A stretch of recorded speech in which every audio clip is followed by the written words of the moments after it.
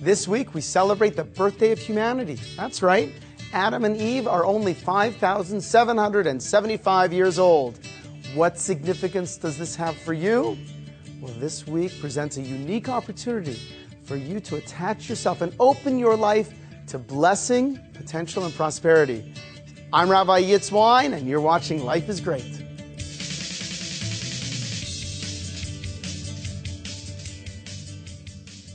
Good morning and welcome back. This week we are going to celebrate Rosh HaShana. It's the Jewish New Year, but it is great significance for every person, whether you're Jewish or not. As a matter of fact, this is a time when we believe that God looks down and resets all of our lives.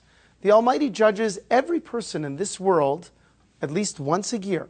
And when He judges us, He sets for us our potential for blessing, our potential for, quite frankly, everything in our life.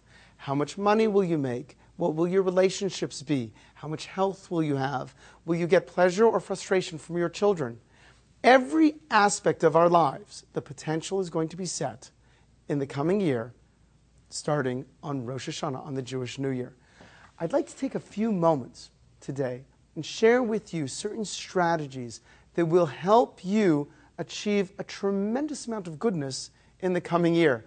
Many years ago when my kids were young, I turned to them and said, hey, it's Rosh Hashanah, it's the birthday of Adam and Eve. We celebrate their birthday. My kid turns to me and says, wow, if it's his birthday, we should get Adam a present. I go, what do you want to give him? He says, he could probably use a new fig leaf. Okay, so again, when we look at Torah, when we look at the Bible, we don't look at it only through the eyes of a child. Sometimes it's very beneficial to do that, but as adults, we want to take the lessons in the Torah, the lessons in the Bible, and apply them in a way that it really enhances our life in every possible way. So let's look at some of these time-tested strategies that about Jewish wisdom and Jewish values that really are applicable to all of humanity.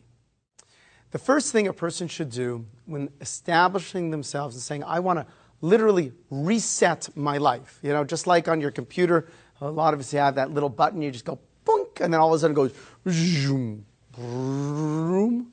That's what we're trying to do. The first strategy is live your life with as much appreciation as you can. In other words, we have to really stop and appreciate everything that God has given us and appreciate everything that God's emissaries, humanity, other people, our parents, our employers, our employees, our children, our spouses, whomever is in our life and whoever has benefited us. Now is a time to stop for a moment and appreciate everything that we have, every blessing that has been bestowed upon us, and yes, appreciate everything that has been withheld from us. See the good in it. See, the first thing about lifting our lives to a point where I'm living in the now and I'm feeling the pleasure and I'm feeling happy is it clears our mind. If we want to live a future filled with blessing, you got to go to the whiteboard and go, get rid of all the stuff that's clouding it out. One of the first ways to do that is be happier. Live with appreciation. Go through all these blessings. Say, wow, I got this, I got my health, I got a mind, I got talent, I've made a living, I can support my family.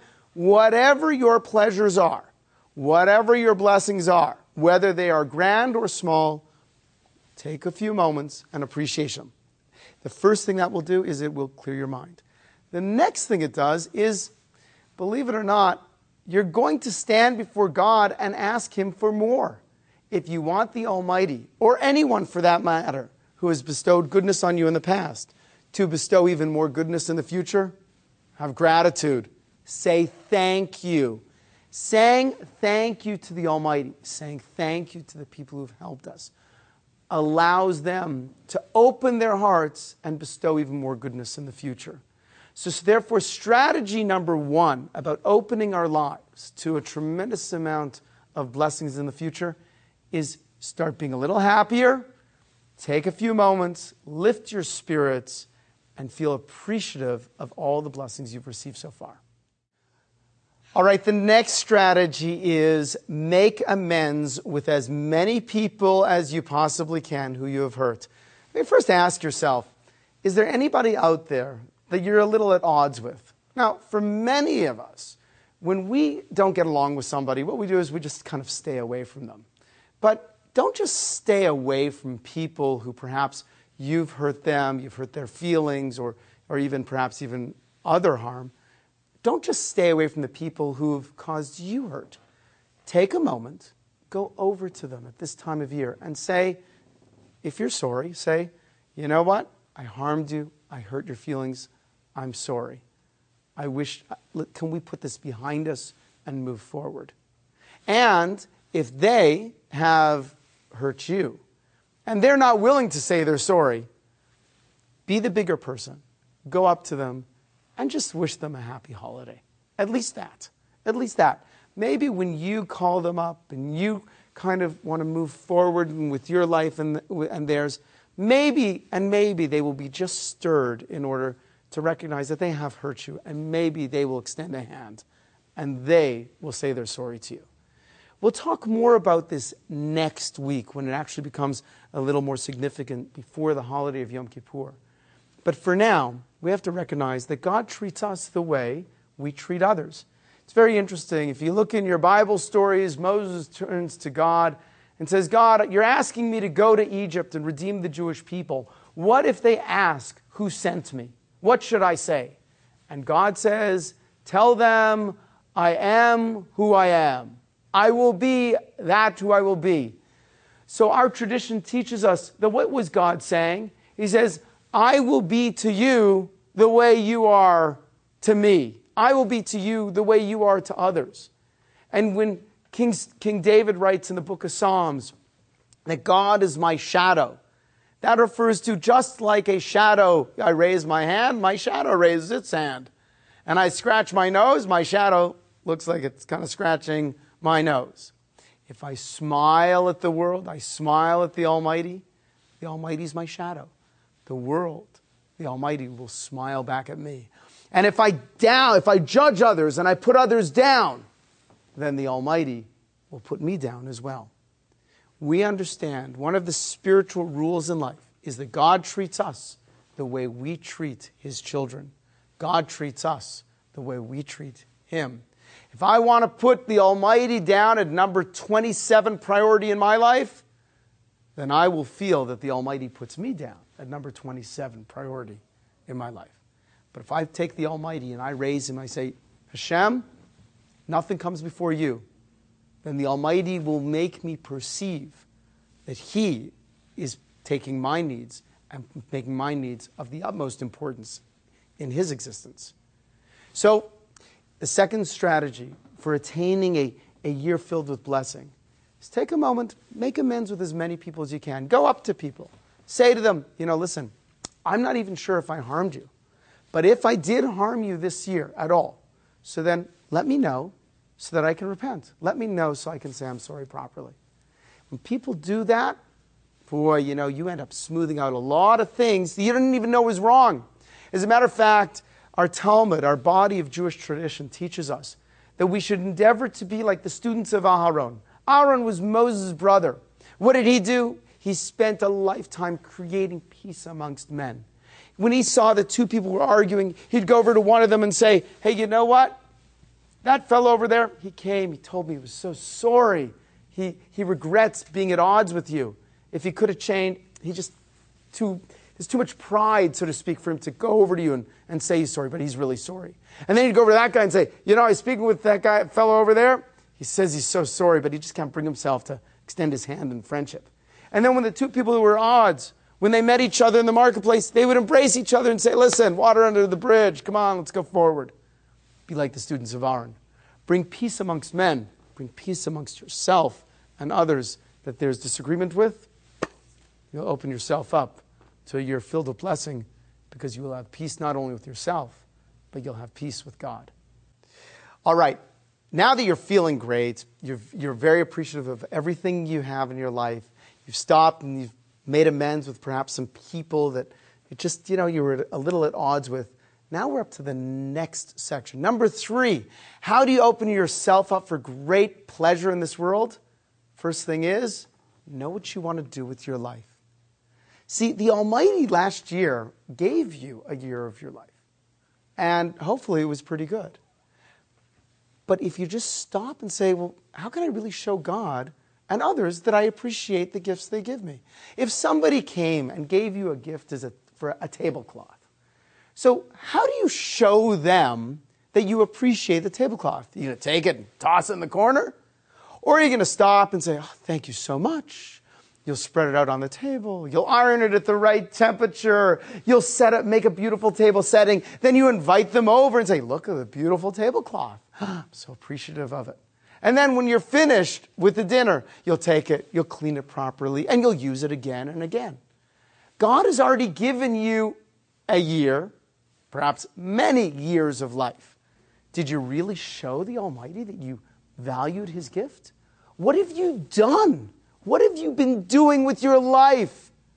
So this step requires that we should ask ourselves for a few moments, if you could redo your life, what choices, what actions would you change? You know, we're all born into a certain family. We're born in situations, and for most of us, wherever we're born, it's pretty good, But at the same time, there's choices that we make. There's actions and goals that we have or don't have. And then the days and weeks and months kind of go by. And for some people, they just flitter away. So if you've been coming to Young Israel Aish, going to the classes and listening to the sermons, listening to the Rabbi show on the radio, watching the YouTube videos, or watching this show every week, then you know that I'm always sending out a message of be happy, be grateful. But take a moment, okay? Continue to be grateful to the Almighty and others who've benefited you. But be a little tough on yourself, just for a moment, and ask yourself in a real sense, if you could change some of the life decisions that you've made, how would you redo them? Because now is your opportunity to reset the button and say, just because I made that decision last week and last month, just because I eat a half a gallon of ice cream every single day, it doesn't mean that you have to keep doing it tomorrow. Yes, you can reset your life, but you have to know what you want. You have to know where you want to go. And by knowing where we want to go with our lives, that's one of the ways we show God that we appreciate that which He's given us. The next step on this one is ask yourself if there's somebody you admire. Ask yourself if there's somebody out there you know and you admire an aspect about their life and find out how did they get to where they got to.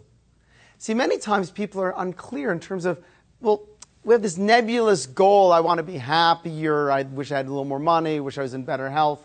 But you know what? Find a role model and say, how did my role model get to where they want to go? Chances are your path to get that blessing in your life will not be so different than what they did. Maybe you are 90% off of that, and maybe you're only 5% off of that.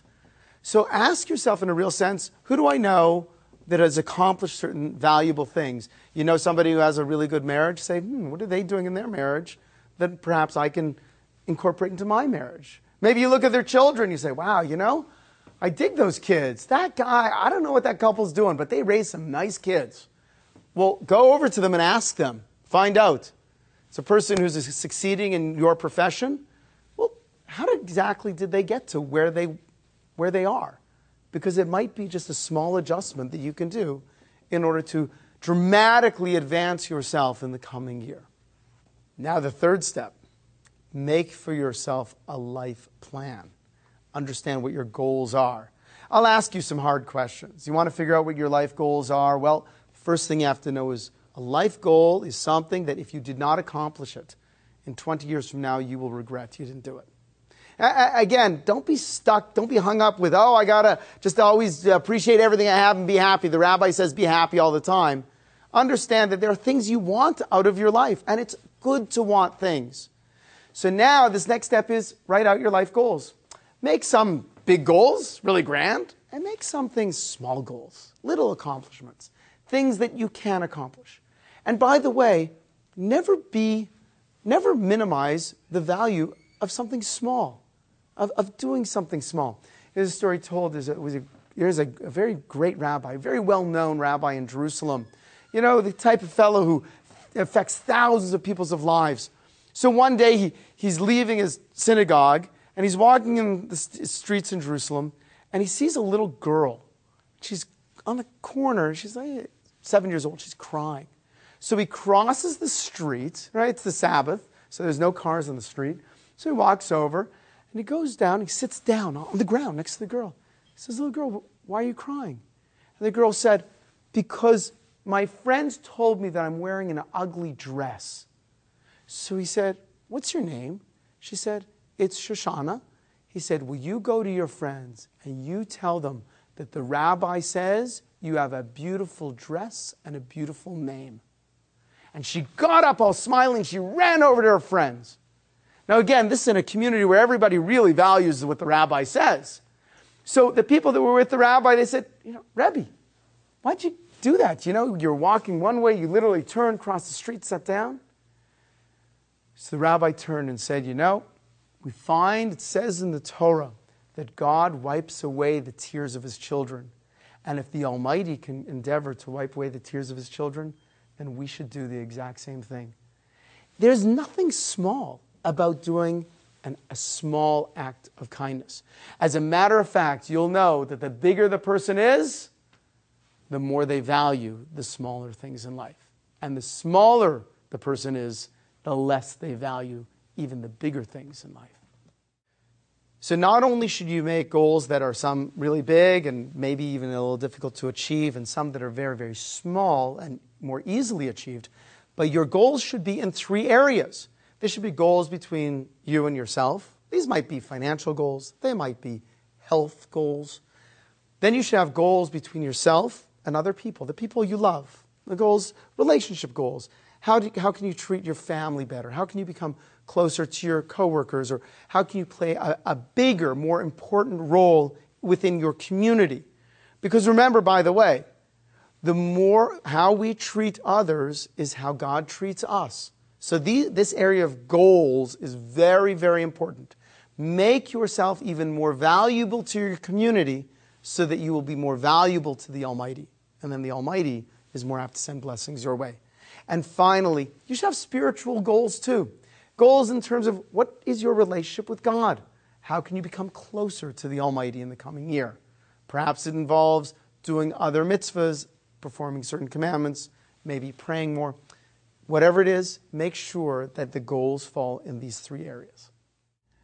All right, so listen, we want to kind of close up now, but if you ever wonder, okay, now that you're feeling good, you're appreciative of your life, you've mended the fences, you're feeling better about your relationships with other people, and you've actually stopped and said, hey, I've got real goals, I got a life plan. God, there's things I want to accomplish in the coming year. You know what can help you? The Torah.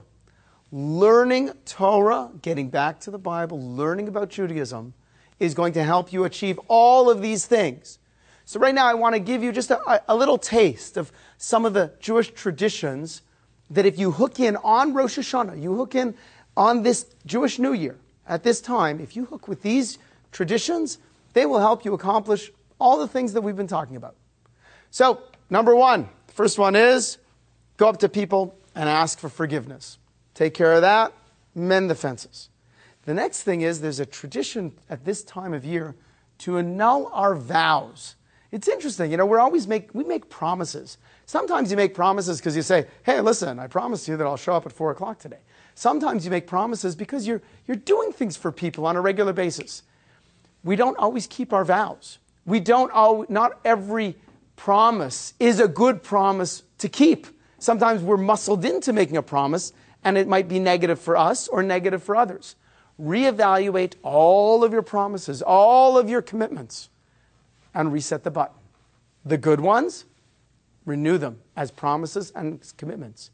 And some that perhaps you can't keep, some that you've made that are not positive and that you should not keep. So then, reset the button and get them annulled. The third tradition is, there's a beautiful custom that on Rosh Hashanah evening, on the Jewish New Year, we take apple and we dip it in the honey. There's a cute little song we sing, dip the apple in the honey, make a blessing loud and clear, Lashana Tova Umatuka, for a happy, sweet New Year.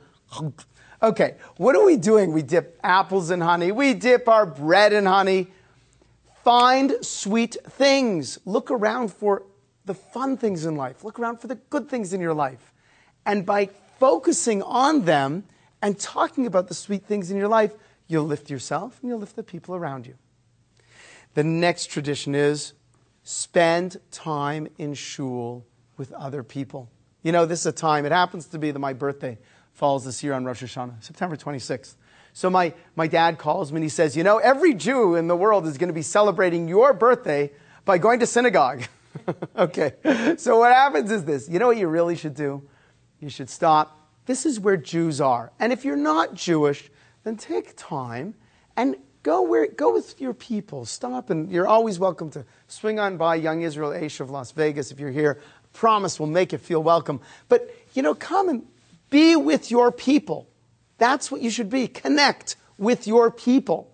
Even if you're not so into God or traditions or being religious, be with your people. The next thing you should do is use the power of prayer. Get God on your side, so to speak.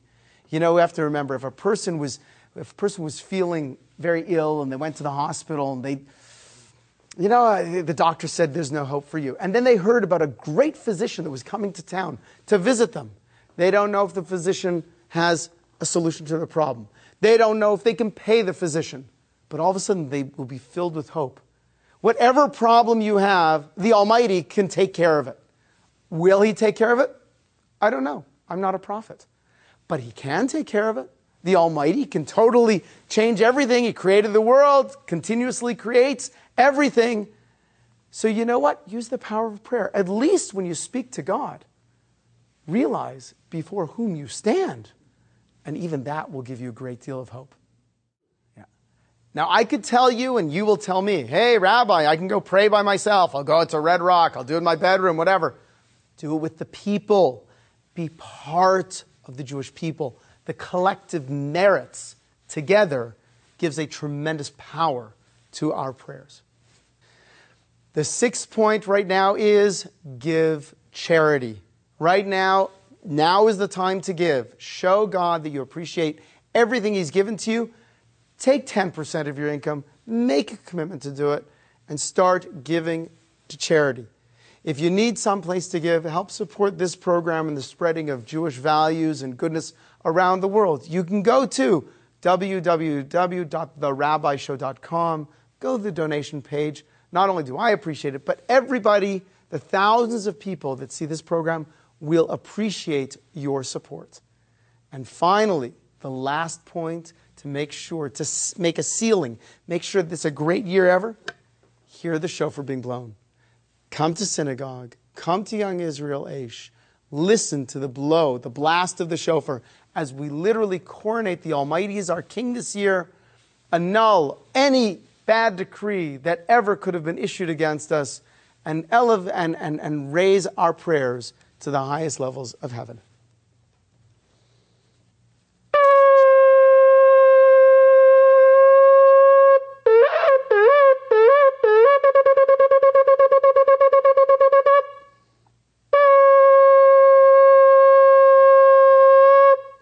Shana Tova, and have a sweet year. Want more wine? Turn your radio to AM 720 KDWN or go online to therabbishow.com to hear The Rabbi Show starting right after the news at 9 a.m. Do you know someone who needs a little more happiness in their life? Maybe it's you who needs more happiness in your life. Yes, you've seen the Life is Great TV show. You perhaps have heard the Rabbi Show. But now it's time to get Life is Great, revealing the 7 secrets to a more joyful you. This book was something tangible that you can give your friends and family, where they can keep by their bedside, take it on vacation, leaf through it page at a time or chunk of pages at a time, and each time they will learn another secret, another tool that they can use in order to get the absolute most out of life. What better present can you give your friends and family than the wisdom to live a better life? in order that I should benefit others. Spreading Jewish values, positive universal values.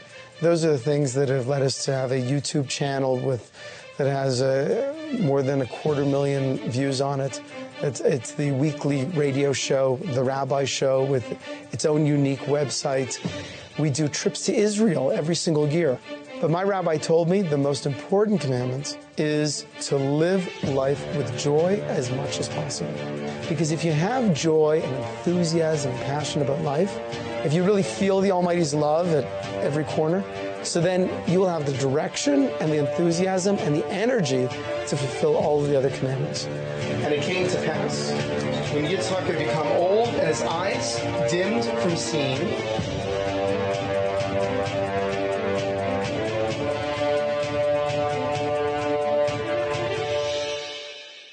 everybody has something they want.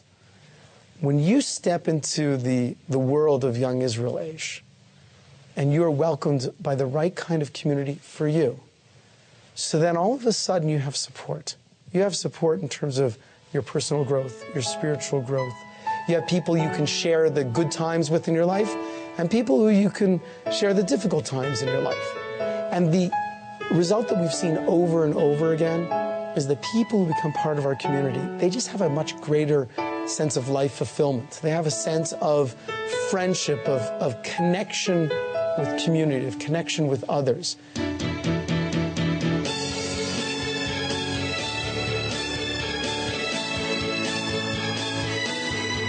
When you walk in that door, you will be greeted with a smile and come straight up to me and say hello. You don't have to be bashful or shy. No one else around here is. You just walk up, say hello, introduce yourself to me.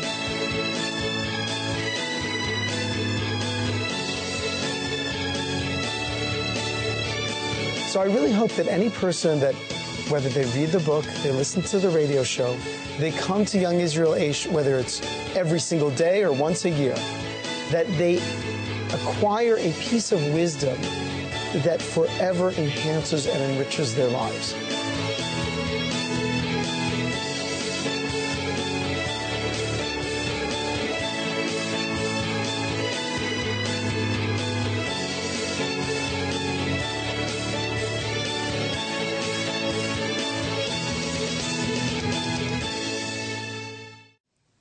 Thank you so much for joining me today in Life is Great.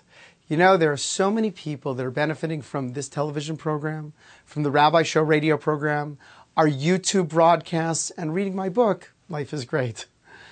I want to thank all of you, and I want you to know that the only way we can continue to distribute and to do these programs are through your generous contributions to therabbishow.com.